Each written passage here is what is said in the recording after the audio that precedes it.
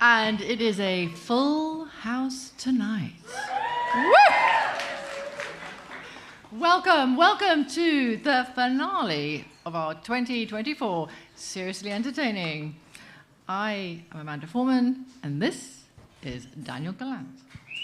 How are you? So, as many of you know, for 11 glorious years, House of Speakeasy has been on a mission to transform how readers, audiences, and students experience literature. Oh, yes. By the way, Dan, the reason why he's on stage is because he is the new executive director of Speakeasy. Please welcome Dan Gallant. So, as you know, we are book evangelists. Yes, we are. We are community connectors. We celebrate literature's transformative power, and we believe in empowering students and readers and writers. With every book that we distribute, every author we showcase, and every student we inspire, we are building a more literate, empathetic, and connected society. We run several programs, including the Bookmobile, Speak Together, but tonight it's this program, Seriously Entertaining.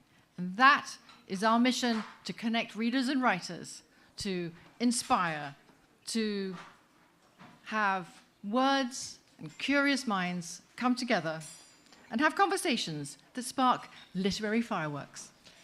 Our Speak Together writing workshops and our author visits in schools and libraries across New York City nurture young voices and show students that their stories matter. And we have reached thousands of people, thousands of young people, and we have proven that every voice, indeed every voice, has the power to connect, to heal, and to inspire. And our Bookmobile is a literary festival on wheels and a love letter to New York City. Indeed. If that's my mother, tell her I will call her back. Just saying. But in the meantime, we have distributed over 25,000 books to communities across New York City. Yes, we are turning book deserts into lush literary landscapes. And we're not just giving books away, we are opening doors, creating pathways, and showing that literature belongs to everyone. So I think you may have guessed from our opening spiel that yes, we do believe there is a Santa Claus. No, we do believe in the power of storytelling to connect authors and readers, strangers and friends, between who we are and who we might become. And tonight, oh yes, we invite you to listen, to imagine, and to connect. Over to you, Dan. Thank you.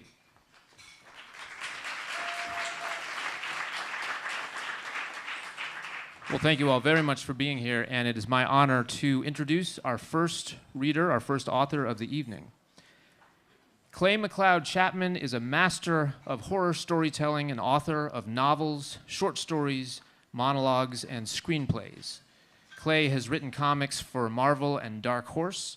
His book, Wendell and Wild, was adapted for Netflix by Jordan Peele, and his new novel, Wake Up and Open Your Eyes, arrives in January. Of his new novel, critics have said it's dizzyingly imaginative, with suspenseful tales of paranoia that keep readers riveted until the last surprise is sprung. Without further ado, Clay McLeod Chapman. Woo!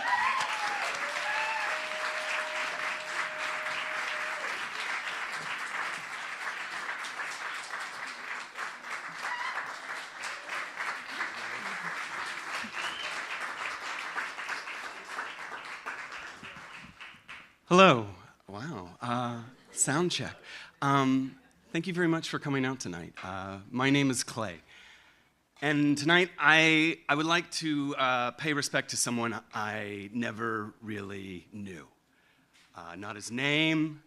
I mean, anything about him, honestly, other than the fact that he worked for the U.S. Postal Service. Can I tell you the story of someone I didn't know? It's really strange being here tonight, having been tasked to share a story with you all. But when I was first invited, my mind just leapt right up the block to Astor Place, because a mailman was murdered there.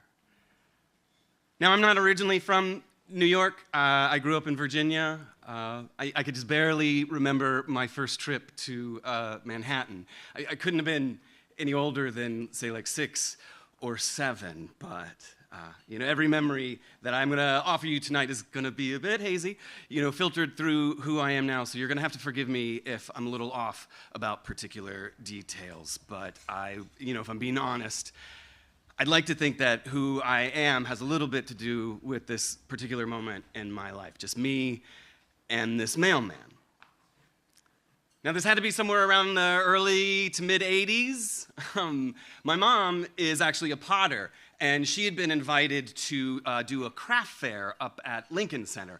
And I was fortunate enough to come along. This was my very first trip to the Big Apple. I mean, as a boy, all I ever knew about New York is, from what I had seen in the movies or on TV. I had never ridden the subway, never walked along the corridor of skyscrapers, never seen the Empire State Building. But what I remember most out of anything is Astor Place. I remember the cube, giving it a spin. God, just like imagine walking through New York City for the first time as a kid. Everybody was so tall. Skyscrapers in of themselves, just towering over top of me. I remember that I had to kind of crick my neck back just to see their faces. I remember holding my mom's hand. I remember her guiding me through the tangle of people. Everybody walked so closely together. It was like passing through a cornfield of gray and black business suits. Everybody was like wearing business suits. And then I heard a shot. It's like a pop, really.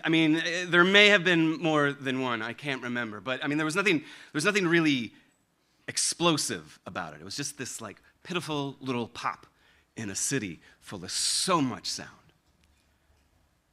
And then everybody ducked. And I just remember like this forceful wind blowing everybody down. Just like imagine a wind pushing through that cornfield, right? Flattening these stalks of people against the street again.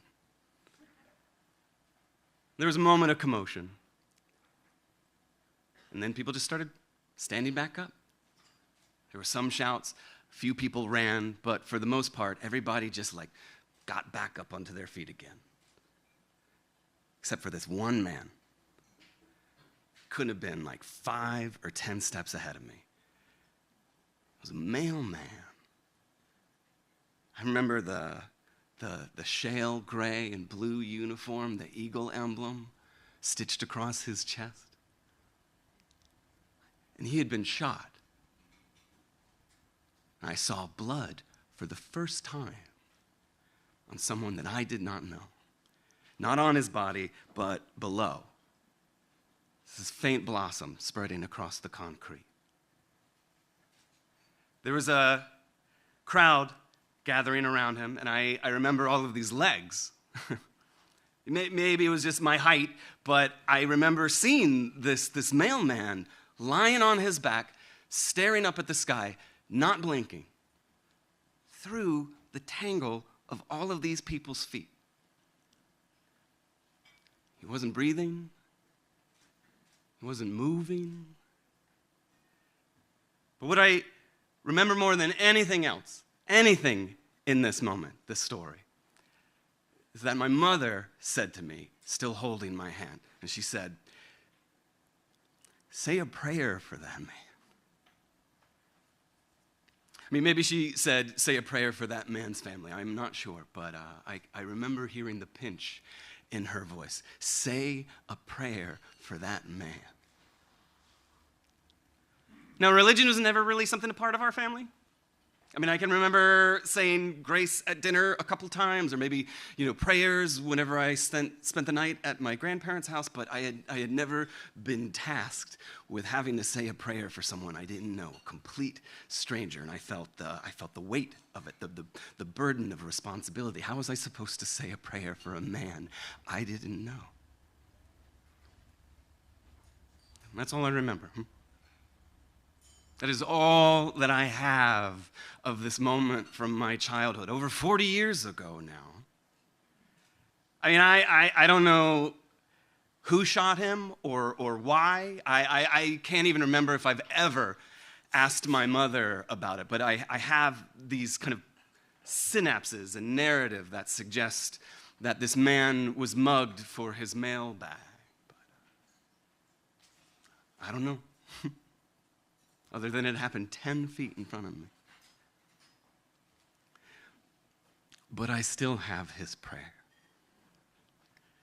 I don't offer it every time I walk through Astor Place, but every so often when I'm walking through, I'll think about him, how close we were for this brief moment. I will think about his family, and I will say a prayer for him. Storytelling is the only prayer that I have. If I can share a simple story with you, share the life of a man who I never knew, who you'll never know, never meet, so that maybe the next time you walk through Astor Place, you might think of him, who he was. And you might say a prayer for him as well. Doesn't need to be a prayer. I mean, all I'm asking for is for you to think of him. And just tell someone's story. It's a strange favor, I know, forgive me. But, this is the one time, the only time I have ever been able to share this story and feel like it could matter. It's the only time that I've ever shared this story out loud with anybody. I want you to remember someone you never met. I want you to say a prayer for that man. I want you to say a prayer for that man's family. Thank you.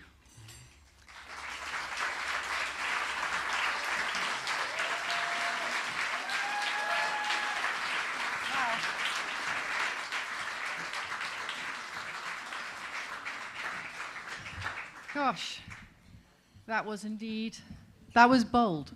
Thank you. Let's hear it one more time for Clay McLeod Chapman. Woo!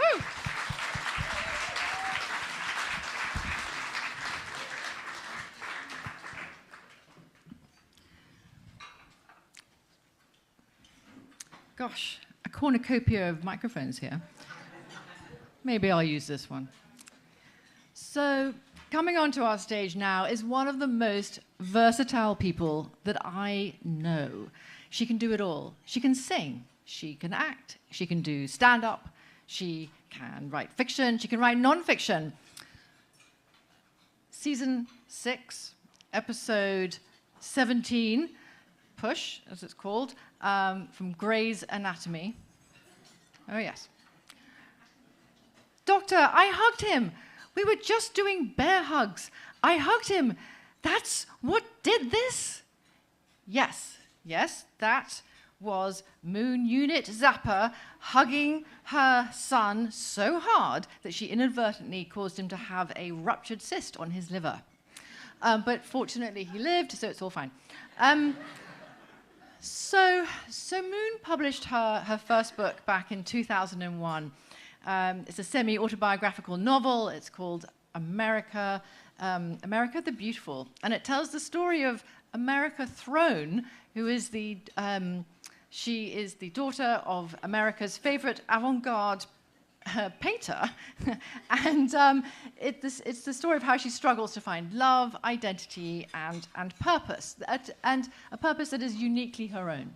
So we then had to wait 23 years for a follow-up to that novel, the sequel, and this time she skipped the fiction part and she went straight to what really happened to the girl with a really famous father.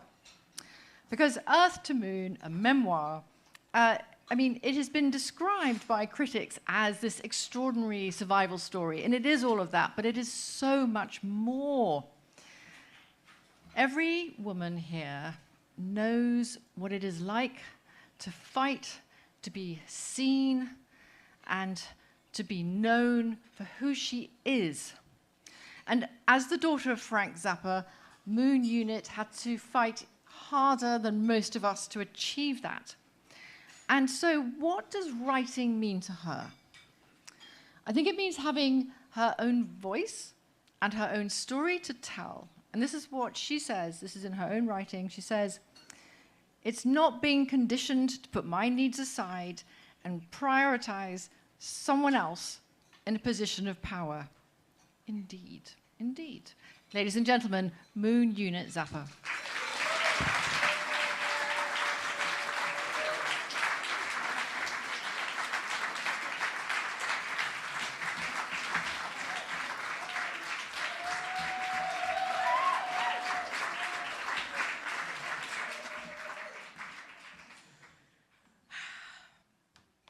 I've always wanted to run on stage like I was a top life and business coach exec.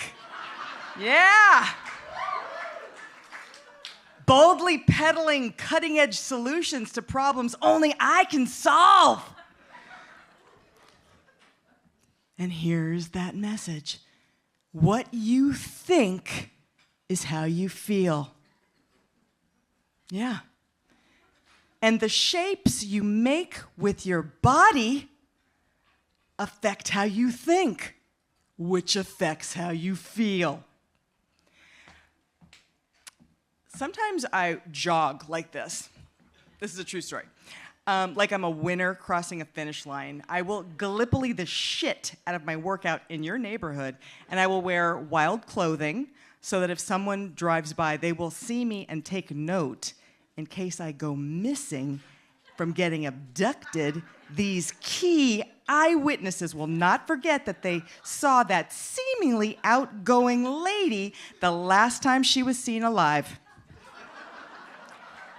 I realize I am not in the abduction demographic anymore, but I am emotionally and mentally stunted around the popular ages that kids get snatched, and I love to belong. Dark, I know. When I was first told about the show, I said yes because my publisher said, do as much press as you can do to promote your memoir. And as an introvert, defined by someone who loses energy by being around people, I did not want to say yes. I wanted to stay in my pajamas, meaning in the nude, because I don't own pajamas. Did that sound true? Because I said it boldly? Well, I do have pajamas. Back to the boldness. As I contemplated the topic a few months back and nothing was coming, I had an epiphany. I realized I am tired. The boldest thing I could actually do, the most current breakthrough change to correct the imbalance of a lifetime of my hyper-responsibility and people-pleasing, the nicest thing I could do for myself is cancel. So I called. And I canceled. And they said, we've already advertised you're coming. Fuck, fine. I'll still do it. Because I wasn't willing to live through the next tier of consequences. I chose your money and fun over my feelings. That is historical. I was willing to irresponsibly show up for you with nothing memorized to keep my word, even if it harmed me. But why? As I thought about it a bit more, I realized I didn't fight to the death for myself because I couldn't justify ditching because I wasn't born with a mega talent that needs and deserves stewarding, protecting. I don't sing like Barbra Streisand or Celine Dion. They seem like people who could legit get away with canceling at the very last minute because they have talents that are so enormous that they have to honor that tremendous gift. And as I thought about it some more, I thought, that's weird. I questioned my thinking. I thought, do you have to have one of those unbelievable abilities to have your own back? And boldly say, no, not doing it. Or quietly say, no, not doing it. And then I thought, what would it take for me to boldly set and keep a boundary and have my own back? Illness, hospitalization, death? Yeah, those could work. So what I did for the last few weeks, I was in many crowded places, subways, holiday parties, museums. On a Saturday when it was raining outside and I got very, very close to anyone with a horrible cough, I'm obviously joking. Fake getting sick is what weak and immature people do. And that is not us. We are not weak or immature. I once took a self-defense class and the teacher asked us to name all the things that we like and didn't like about our bodies. and ourselves. And then he said, now look at that list. What you don't like about yourself, you won't protect. Can you believe I have still not gotten to the story I'm going to tell you? Okay, here we go. Yeah. Here we go. This is the true story of how boldness is overrated, only causes trouble, and sometimes makes me wish I could rewind it and walk the boldness back. Like you, my role models were my parents. Like you, I had a rock and roll icon for a father who satirized popular culture, made 100 albums in 25 years, and was married to my mother who went batshit crazy from my dad's constant cheating. Like you, I called my parents by their first names, fresh out of the oven. On Frank and Gail's first date, Frank picked Gail up in his lemon yellow station wagon and dragged Gail along to a business meeting he was having. At some point in the date, Frank blew his nose into Gail's skirt, both territorially, hard to say, claiming her and signaling dominance to his potential business allies. This is the story that Gail told me about their meet cute, and this story always bothered me. How rude, how weird, how not fun for her. Or was Frank just some eccentric, savant mega talent who was just missing some basic social cues and was extremely efficient and resourceful, grabbing the nearest thing he had access to keep the flow of the conversation in play without having to awkwardly excuse himself? Gail saw it as romantic. You wouldn't blow your nose into someone's attire if you didn't like them. Side story. When Frank's driver's license expired, he never renewed it because he did not want to stand in line at the DMV ever again.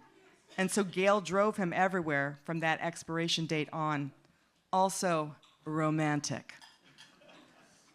I say all this because that date and many other examples I give in my memoir that you can purchase outside, these were my templates for love. Boldness. When I was in my early 20s and single, an actor friend of mine introduced me to another actor friend of hers. I was very flattered. She went to help matchmake. Then I met her selection and was underwhelmed. He had gaps in his teeth, thinning wisps of blonde hair. He was wearing a baggy Cosby-style oversized sweater, jeans that were too faded for the fashion of the times, and round-toed cowboy boots. He looked like a cross between Corey Haim and John Malkovich, and I had no idea that he was a popular actor on a very popular sitcom, or that he would go on to become an even bigger film star. To me, he was just this dorky, poorly dressed, I don't know, idiot with a southern drawl. But he did have a nice physique and a pleasing voice and dimples, and he was bold. He asked me out on the spot. The following week, he followed through. A rarity, and he picked me up in his white Corvette, blasting Cat Stevens, and the mild disgust returned. Instead of dinner and getting to know one another, he took me to see a foreign film at the Cineplex Odeon. That is an LA reference. Very fun. Immediately, I could tell the movie was terrible. A vicar was up in a tree with a married woman from the local village, and they were attached to this pulley and lever system, and every time he pulled this rope, the woman's dress would rise up and he'd insert himself into her. Ooh! I leaned over and I whispered, "Can we please leave?" And he looked at me like I was crazy, and he said, "I don't even know how I feel about this film." And he moved 2 seats over and continued watching it. Now, I was appalled, as were the couple behind me, but I stayed because this was before Uber and the actor was my ride home. So me and the 2 strangers behind me, we did a whispering, running commentary about how awful this movie was, and we laughed the whole time. And when the movie was over, my date also knew it was bad, but was too proud to admit it. The actor dropped me off at home and boldly asked me out for a second date. I was shocked. I was even more shocked when I said yes. On date 2, we went to a restaurant, and this time, I found him charming. We had things in common, like a love of exercise, a love of organic food. He was a reader, so hot. Things were looking up. Then he asked me about my nails. You like to keep them long or short?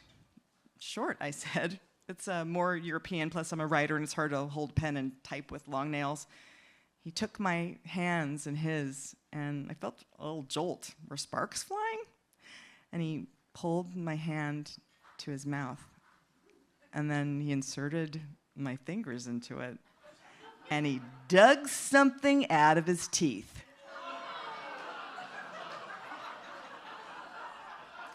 Did he just use my nail as a dental instrument? This dude is a kook. Or was this actor some eccentric savant mega talent who was just missing some basic social cues and was extremely efficient and resourceful, grabbing the nearest thing he had access to keep the flow of the conversation in play without having to awkwardly excuse himself? I started to see what Gail meant about this sort of thing being romantic. This quirky artist clearly likes me, or he wouldn't use my hand like waxed floss. On date 3, oh yeah, there's more. On date 3. The put-out date. That's how we did it back then, to show men we were ladies. We waited till number 3. I went back to his place. Beige walls, lumpy sofa, books in boxes. It did not say successful actor. It said, I need a nurturing, patient lady in my life. He moved in close. And he said, I just noticed, you're only pretty when you smile.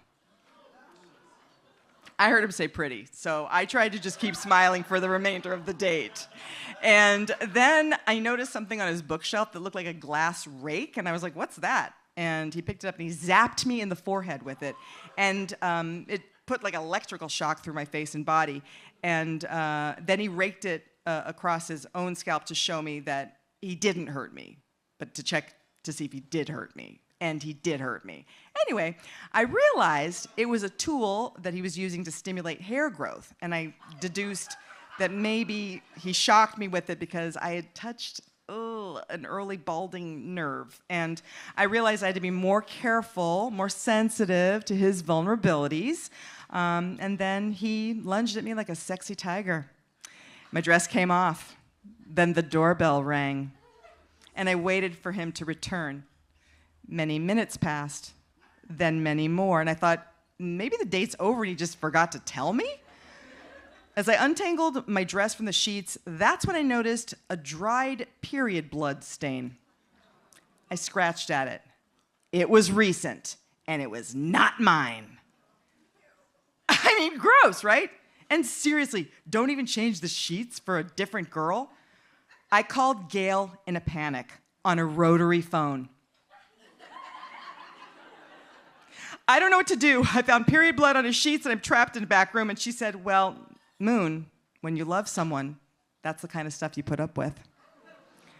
Right, so true. I pulled myself together, I recalibrated, and I got dressed, and I found him in his living room signing checks with his personal assistant.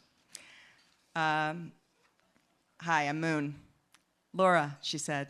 God knows how many times she'd seen this scenario. And I said, well, I'm going to get going. Okay, said the actor, not looking up. And off I went. On date 4, I know! The deed was definitely going to happen. I could feel it. He came to my place.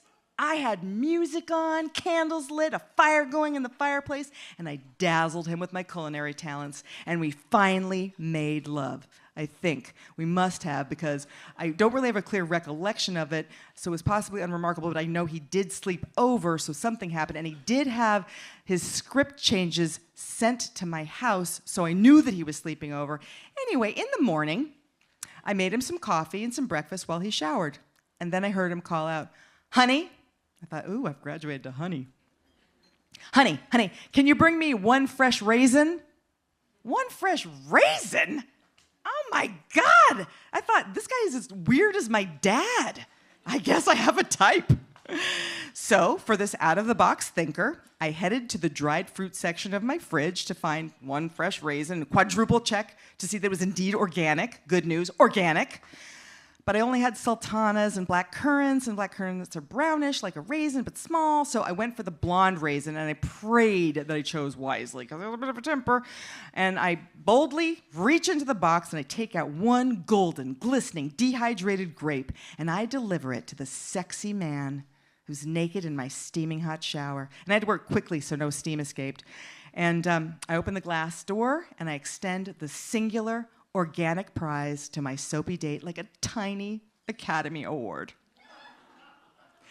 And he looks at me like I am batshit crazy. At the exact moment, I realize what he actually asked for was one fresh razor.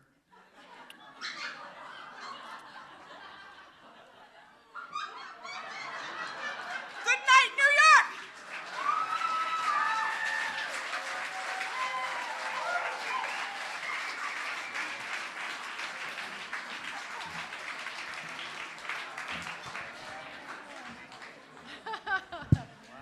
Okay. Well, all right. I think that deserves another round of applause. Yeah, One let's hear it more. from one Woo! unit.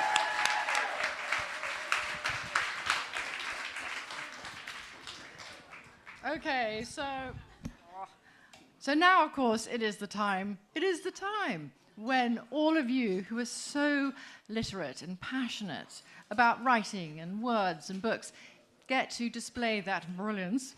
On your tables, tip of my tongue. Can you all see it on your tables? No. Yeah, no. Oh, you can have It's mine on the back afterwards. of the program. Well, you can have this one. So, as those of you who have been here before know the score, and those of you who don't, I will tell you, this is our literary quiz. Dan will be introducing our quizmaster, and he will be reading, he'll be reading 3 quotes. And you will identify who wrote it and the title. And you will not Google, because we can see you doing it. And then the winner at the end of the show will, win this tote bag full of signed books of the writers this evening. It is so valuable, so fantastic. It's better than Christmas. Here it is. I know. And so now over to Dan to introduce. Yes, indeed. There can be only one winner, but do the best you can. The quotes range from easy to very difficult, but we have faith in all of you, and we have faith in our fantastic quizmaster, who it is my honor to introduce. Paul Latore, a.k.a. Paul Conquezo, is a poet, professor, performer, producer, publisher, curator, facilitator, activist, and advocate from the brick city of Newark, New Jersey. He hosts, performs, and facilitates workshops for the Nuyorican Poets Cafe, Lincoln Center, New Jersey Performing Arts Center, and Bloomfield College, where he serves as a professor. This year, Paul performed at 4 of our bookmobile visits to schools, parks, housing projects, and community centers, bringing verse to kids, and he helped us to distribute free books in book desert neighborhoods around the city. So it is my honor and privilege to introduce Paul Conquezo.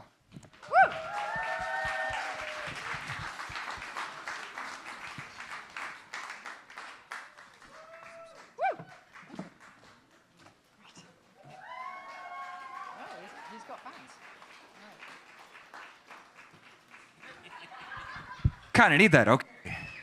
How's it going, y'all?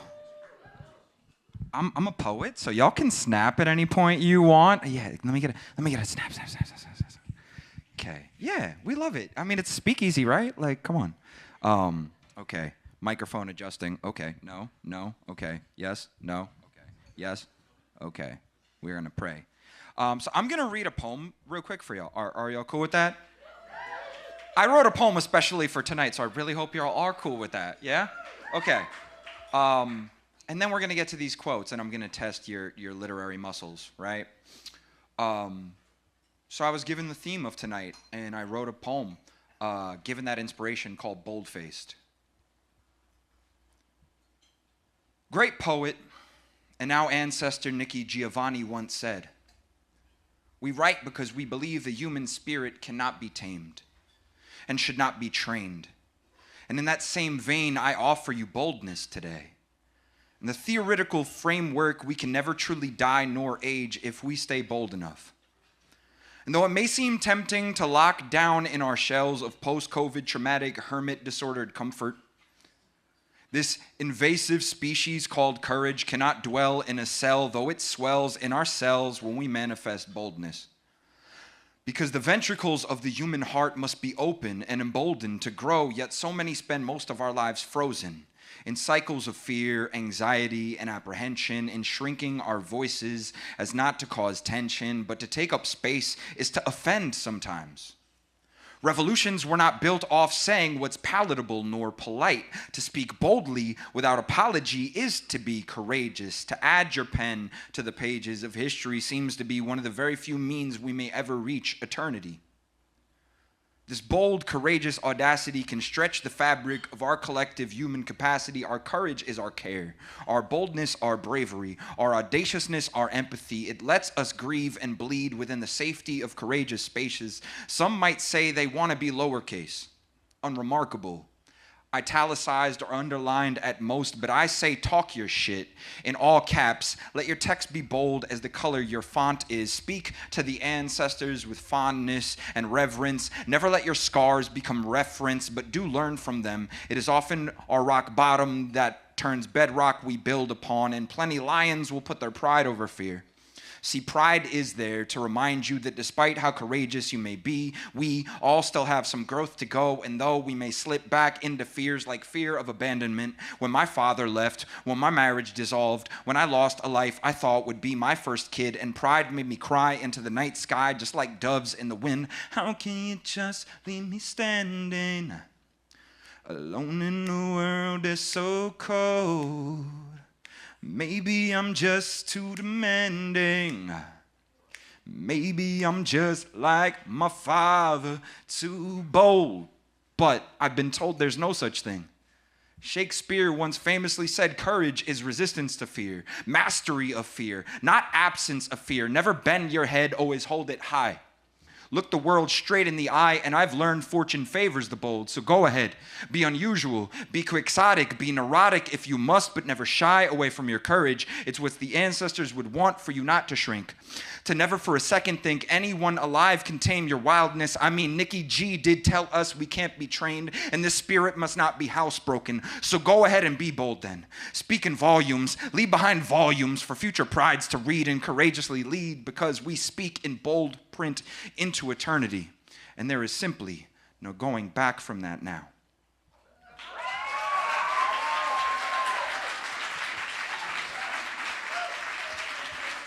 Thank y'all for letting me poet at you. Now I'm gonna throw these 3 quotes at you, and they're gonna fly up on this screen, and no one's gonna cheat, right? Honor code, Scouts honor, Hunger Games, all those things. I don't know how the Boy Scouts turned into Hunger Games, but they did somehow. I guess it was the Hunger Games for those boys sometimes. Sorry, out of pocket. It was bold. That was a bold joke. You gotta admit, that was pretty bold. All right, quote number 1. The world breaks everyone, and afterward many are strong in the broken places. But those that will not break, it kills. It kills the very good and the very gentle and the very brave impartially. If you are none of these, you can be sure it will kill you too, but there will be no special hurry. That's quote 1. Nice light dinner fare. Quote number 2. So if you know that one, jot it down, write it down, make a note in your phone. Quote number 2. I wanted you to see what real courage is. Instead of getting the idea that courage is a man with a gun in his hand, it's when you know you're licked before you begin. But you begin anyway, and you see it through, no matter what. All right. And quote number 3. We shall fight on the beaches. We shall fight on the landing grounds. We shall fight in the fields and in the streets. We shall fight in the hills. We shall never surrender. All right. So, Y'all are tasked with these 3. I am the quiz master. I'm tasking y'all with these tasks, and we'll see. Thank y'all. Enjoy the intermission. It's been an honor. I'm Paul con queso. Please give it up for Paul con queso. And we're going to take a 10-minute intermission during which you are welcome to puzzle over those quotes, but don't look them up. And we'll see you again in 10 minutes. Good luck.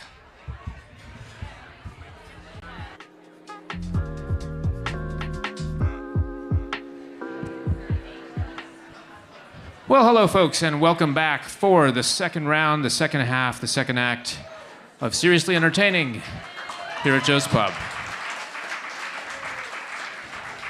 Thank you all for your energy and enthusiasm, and I hope that you found those quotes puzzling but not too puzzling. We'll find out soon whether anyone got all 3 of them.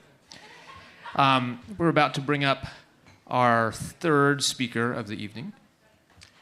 RUMAAN ALAM is the best-selling author of Leave the World Behind, a National Book Award finalist that became a popular Netflix film, and the stunning new novel, Entitlement.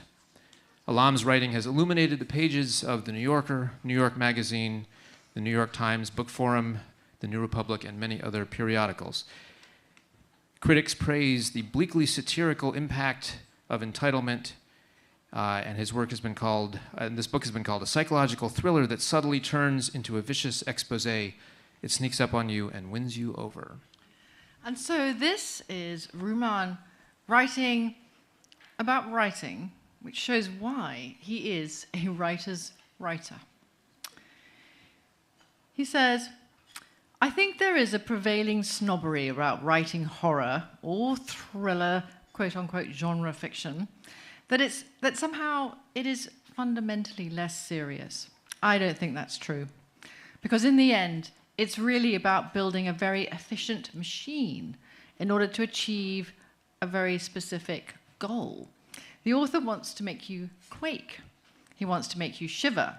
He wants to terrify you. Now, literary fiction is a genre all its own. It's got its own expectations, its own conventions, and the aim is less often to elicit that emotional response. It's more often about doing something compelling on the level of language or style. So you see, it's just a different kind of endeavor. And I don't think that means one is better than the other. Indeed. Please welcome to the stage, RUMAAN ALAM.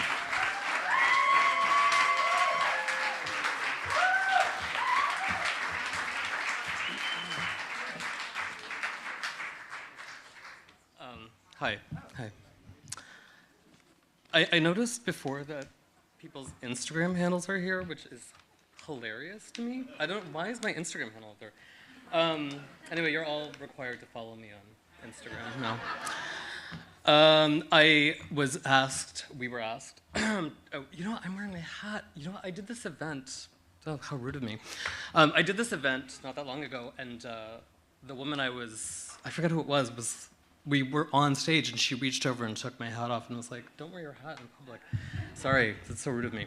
Anyway, I'm supposed to talk about boldness, but I'm also not supposed to talk with notes, so I'm really breaking the rules, but because I'm going to talk about shyness.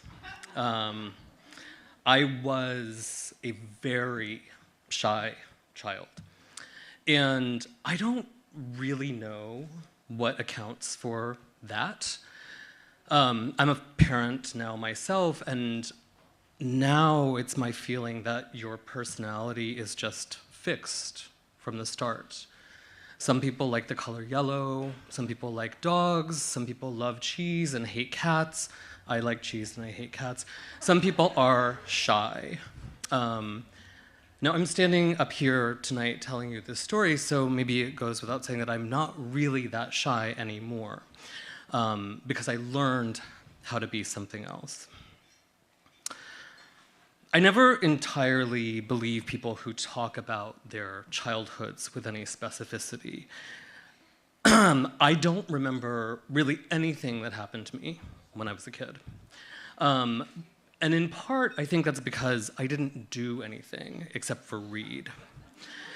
I had a book with me basically the entirety of my childhood.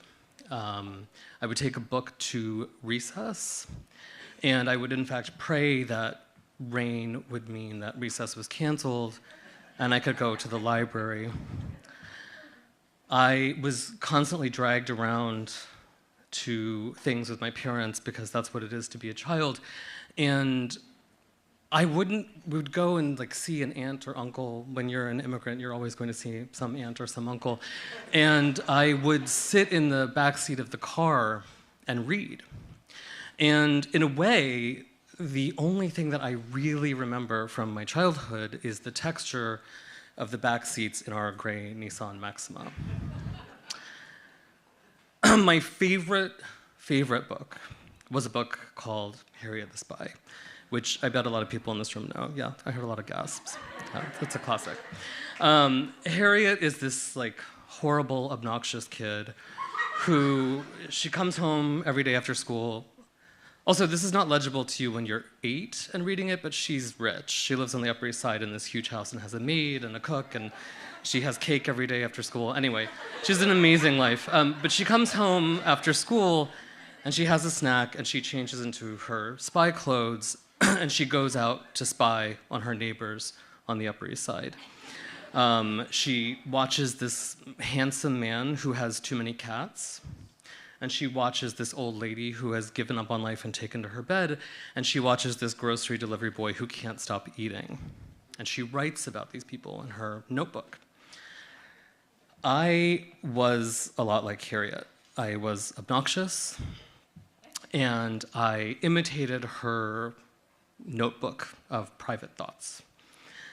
And like Harriet, I was really interested in watching other people, and I much preferred that to doing anything myself. Harriet was bold in this way that I never felt like I could be, because she went out into the world and she took notes about what she saw. Now, Harriet the Spy is not really a suitable favorite book for a boy. The nice woman at the public library was always trying to get me to read books about boys. But I was born in 1977, so the books about boys that you were forced to read in 1986 were about boys playing sports or doing stuff in the wilderness. This is the last thing I wanted to read about. And really, books about boys reminded me that I was kind of a failure at being a boy, because the last thing I wanted to do was play sports or go into the wilderness. One of the secrets I was trying to keep as a child was that it was mostly girls I read about, because girls had this liberty that I could only imagine. It's not that they were allowed to have romantic feelings about boys, but that was probably part of it.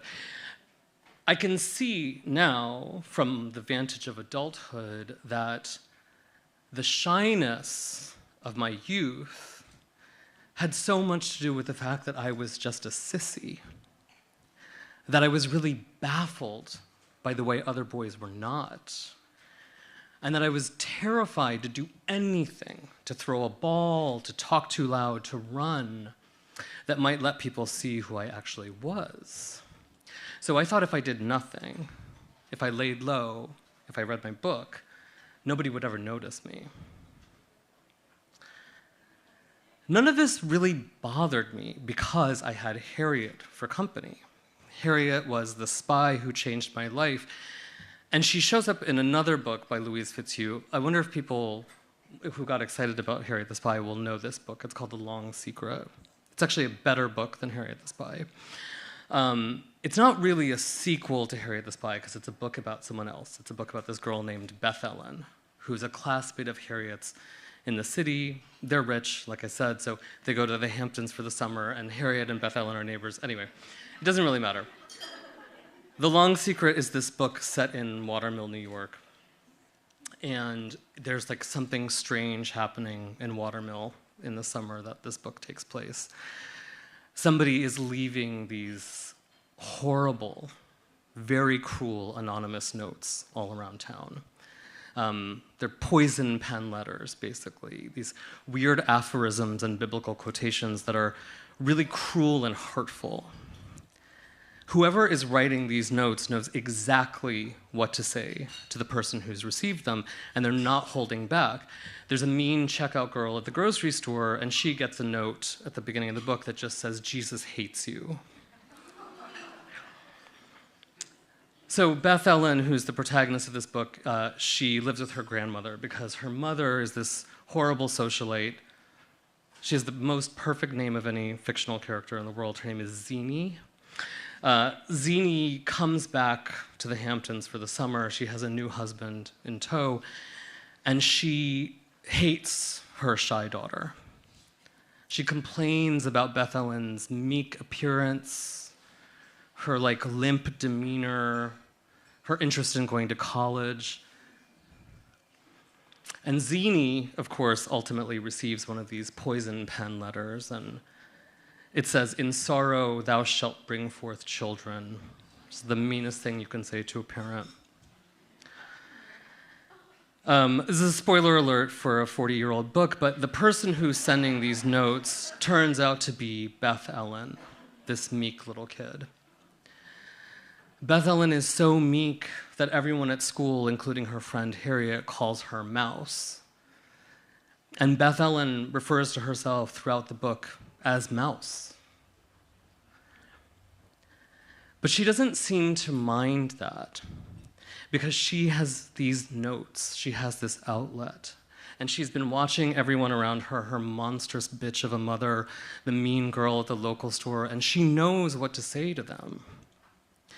And at the end of The Long Secret, I just read this book not that long ago, and I was really, I remain really shocked by this sentiment. Beth Ellen is talking to her grandmother, and her grandmother says, "Oh, you're so shy. You're very shy, aren't you?" And then she says, "Shy people are angry people." I think that's such an astute observation for a book that is ultimately meant for children. Because I was shy, but really, I was angry. I was angry at myself that I couldn't be what I thought a boy was, which was, of course, much simpler than being angry at the abstraction of society itself, at whoever decided that there's only one acceptable way to be a child. But it didn't matter, it kept me shy. By college, this feeling dissipated, and that shyness dissipated, but I can still access that anger and that shyness if I think about it. I'm angry at myself for not letting myself be a child. And I'm angry at this received idea that there's one acceptable way to be a child. But the world is really different now than it was when I was a kid. And I think it's better in some ways. It's worse in much more obvious ways, unfortunately. But it's better in this one way, which is that I can say to you tonight, without it being a punchline, that it's these two made-up little girls who helped me become a man. Louise Fitzhugh's fictional heroines, I think, shaped the course of my life. Harriet and Beth Ellen both knew that writing things down is a way of exerting power.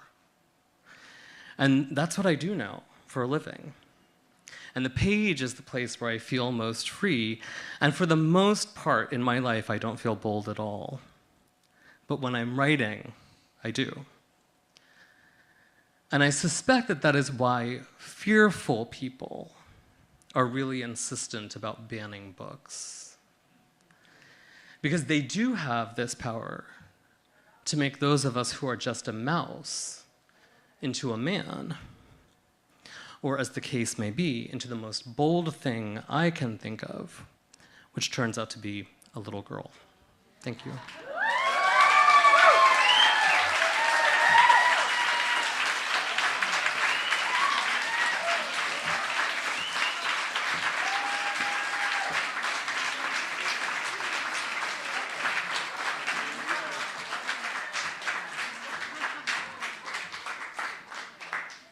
Yes. Okay, one more time. That was brilliant. Woo!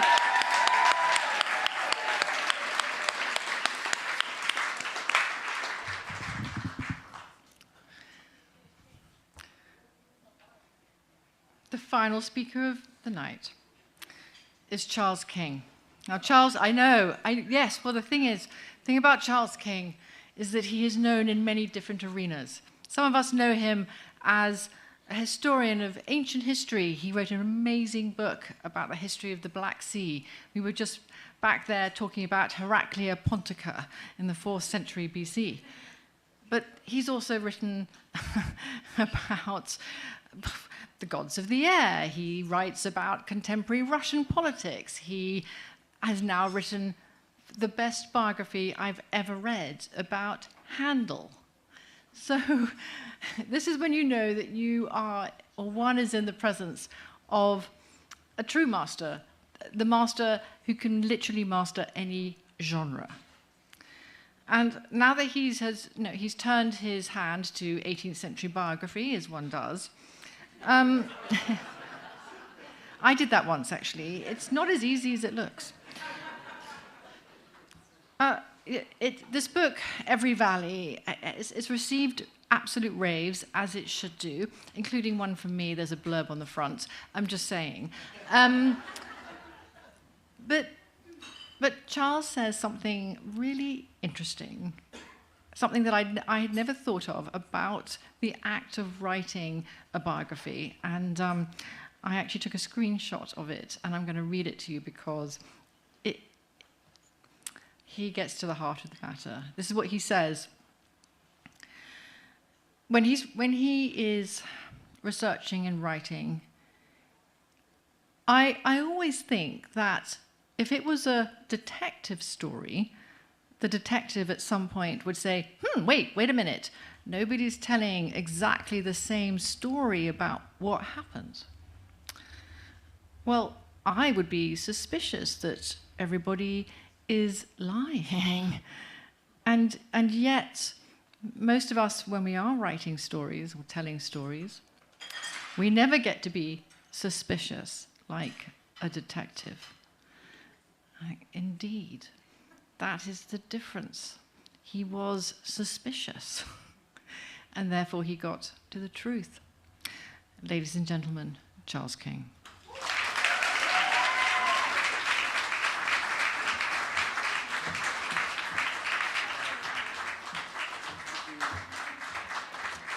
Thank you, everyone. Thank you. Thanks very much. So, the thing about writing a book about Handel's Messiah, especially this time of the year, is that you come to expect that your walk-up music is going to be the Hallelujah chorus, and I did not expect how deflating it would be when that doesn't happen. So. I'll carry on.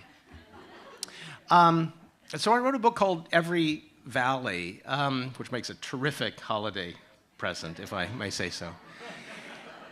And it's about the backstory to Handel's Messiah. This piece of music that, especially this time of year, is absolutely everywhere. Carnegie Hall is doing its 150th consecutive annual concert of this piece of music, if you can believe it. It was first performed in 1742, and it's the only piece of music in the classical repertoire that has never been revived. Never. It's been in continuous performance. Since then, Bach was revived. He went out of fashion, and then he was revived at some point. But Handel's Messiah has always kind of been with us. It's become kind of the sonic pumpkin spice latte of the season, you know? I mean, the Hallelujah chorus, for unto us a child is born, you know, it's the shepherds. And it's the whole kind of story that is just kind of there in the background. And I didn't realize, though, how I needed to hear this music in kind of a new way. My wife Maggie and I live in Washington, D.C. We live on Capitol Hill. And over the last several years, as for many of you, these have been some of the toughest years of our lives, as they've kind of been for everybody. There was COVID, and we had friends who had health issues and family issues. We had a serious health issue in our family. And then in the middle of that, there was January 6th, which was 6 blocks from our house. So in the middle of that history, I decided that we were kind of in need of something different. And some time ago, I had purchased for Maggie for Valentine's Day an old Victrola. So it's one of those wind-up kinds, and ours is called a VV50 from 1925, and it's a portable, which means that it weighs about 40 pounds. And it's cast iron in this tiger oak case, and you wind the thing up, and let it go. And of course, then you're experiencing completely acoustic sound reproduction. There's not a piece of electronics in it. And I thought, if I could find the oldest recording of Handel's Messiah, which we both have loved over the years, the oldest recording I could find and put it on this Victrola, that would somehow be big and bold magic. And so I did what you would do, which is to go to eBay, and I found the oldest recording, 1927, Sir Thomas Beecham conducting the BBC Chorus and Orchestra in Westminster Hall, 1927. I purchased it from the seller in London, and it arrived in this whole box full of onyx shards. These things are made of shellac, they're not made of vinyl from that period. And he had just thrown everything in. It was clearly his maiden aunt's estate sale, where he had gotten all of this stuff, put it in a box, and then shipped it off to us. But miraculously, Messiah was intact. It was in its own buckram case, which is what it would have come in, completely intact. And I put this thing on, and for those of you who know this piece of music well, it begins with this lilting kind of overture in a minor key, and then shifts to a major key. So you have this sense of expectation and something building. And then this tenor voice comes in over the violins. In fact, the violins sort of stop, and a tenor voice sings out. And at that point, Maggie and I both burst into tears. We just burst into tears. And I thought, something special is going on here with this piece of music. It seems suddenly new and fresh and unfamiliar. So I started this journey to try to tell the story of where that emotion came from.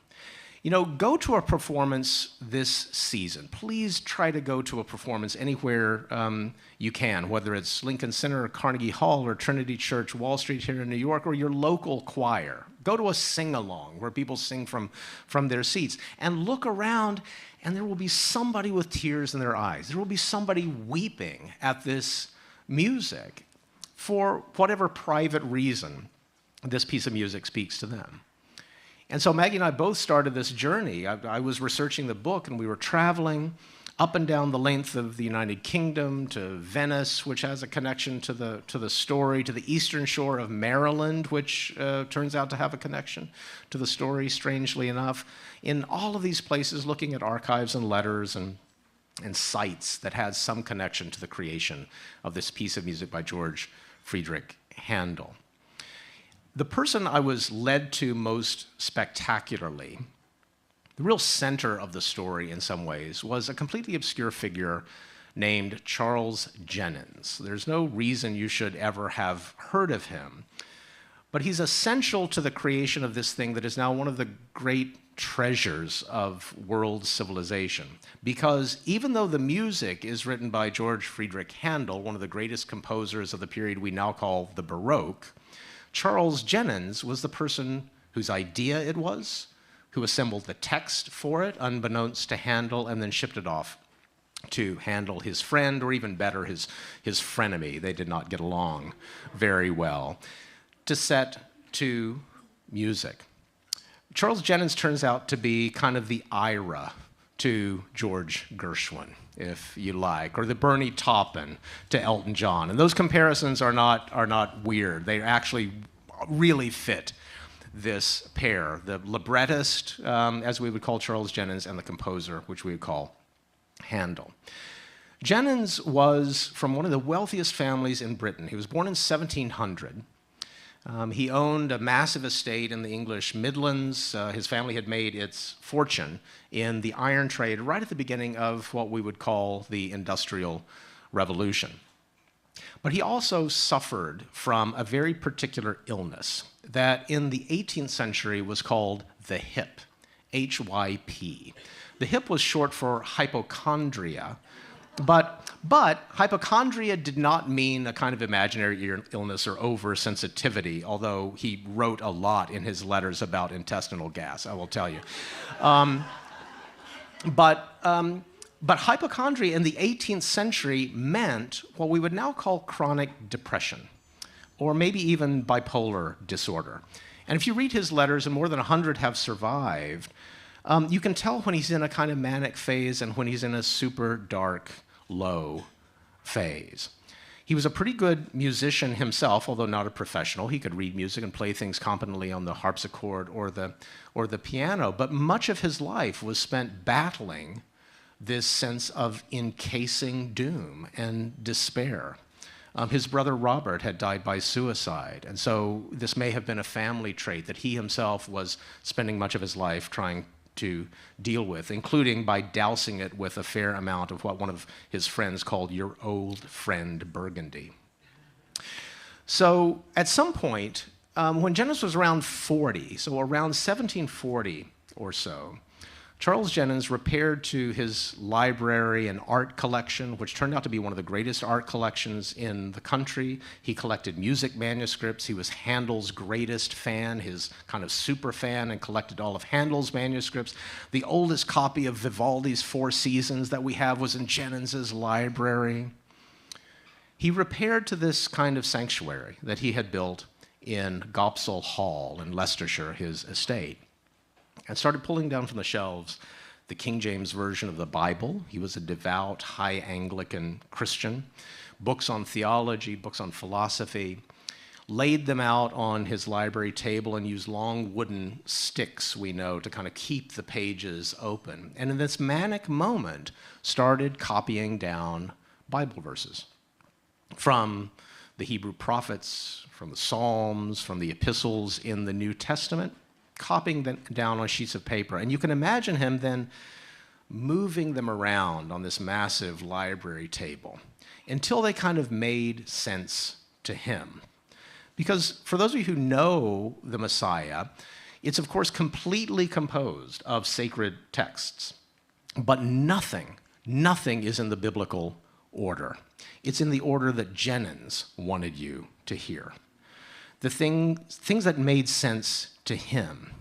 How would he make his own theological, philosophical journey through his own faith, or to us in a more secular age, a journey toward the possibility of hope? How could you build your own ladder out of the abyss that Jennens found himself in? That was his contribution. He shipped those pages off to Handel. Handel, in 24 days, turned them into music and premiered that on the 13th of April, 1742, in Dublin. And that's the thing that we now know as Handel's Messiah, but we should really call Jennens's and Handel's Messiah. Because there's a secret that Jennens tells you right at the beginning. Because the first words that he wrote down, placed at the top of the Messiah, are the words, "Comfort ye. Comfort ye my people. Speak ye comfortably to Jerusalem, and cry unto her that her warfare is accomplished. Her iniquity is pardoned." That's the first recitative that we've heard in every concert, every performance of this piece of music since 1742. The other secret is that that particular text from the book of Isaiah is not saying, "You people be comforted." It's a command from the prophet Isaiah. You do the comforting. You be the one to comfort my people. And I think what a tribute to this depressed, ill individual who, along with Handel, created one of the greatest works of music ever created, perhaps the greatest piece of participatory art ever created. That the biggest, boldest, bravest thing he ever did in his life was to comfort you and me. Thank you.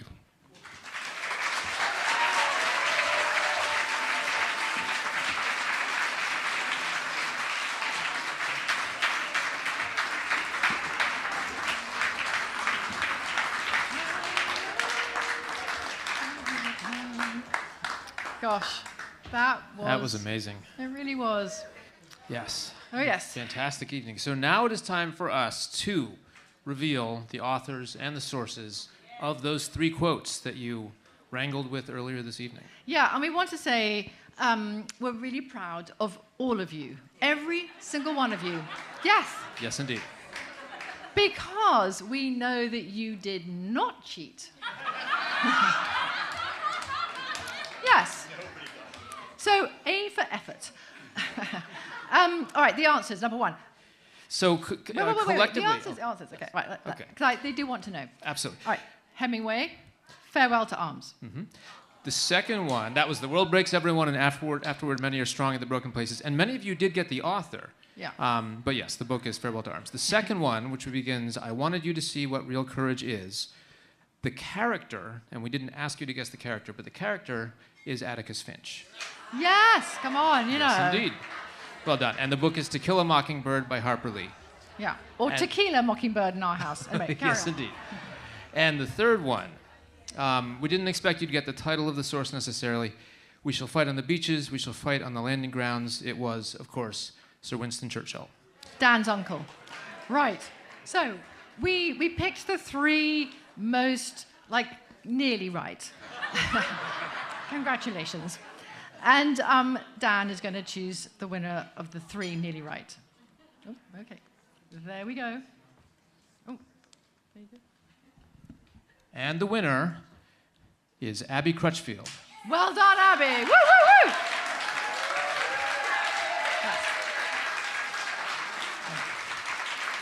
Excellent work. And Abby will win a copy of each book by each of tonight's authors. Oh, yeah, signed book. Yeah, I know, it's a miracle. Outside the door, by the books, where we're selling them, is where you can collect it. Right. So, tonight we have traveled through worlds both familiar and strange and listened to voices that challenge, surprise, and illuminate. Oh, yes, stories like the one you've heard tonight. They are bridges between hearts and windows into experiences that we might never otherwise understand. As we stand here at Joe's Pub, surrounded by the electric energy of storytelling, we're reminded that literature enables connections, breaks down barriers, and empowers empathy. I think we can all agree that books, what do? They help us to see the world. They help us to see the world through someone else's eyes and realize that our differences, yes, they are both profound, but they're also beautifully insignificant. So books await you in the lobby, each one a passport to another perspective. Our incredible authors, all 4 of them, will be there to sign, to chat, and to continue the conversation that we have started here on stage tonight. So, to our hardworking Board of Trustees, our tireless staff, our brilliant writers, 4 that you heard tonight, and most importantly, though, to you, our loyal and adventurous and enthusiastic audience. Thank you. Thank you for coming this evening. You know, in a world that can often feel divided, we are building empathy and we are inspiring creative innovation, one story at a time. And we hope you'll join us back here at Joe's Pub on January 14th for our first seriously entertaining of the new year. The theme will be This Time Tomorrow. So now we hope you will read, listen, connect, and join us in the lobby as we celebrate our authors. Happy holidays! Happy Woo-hoo! holidays!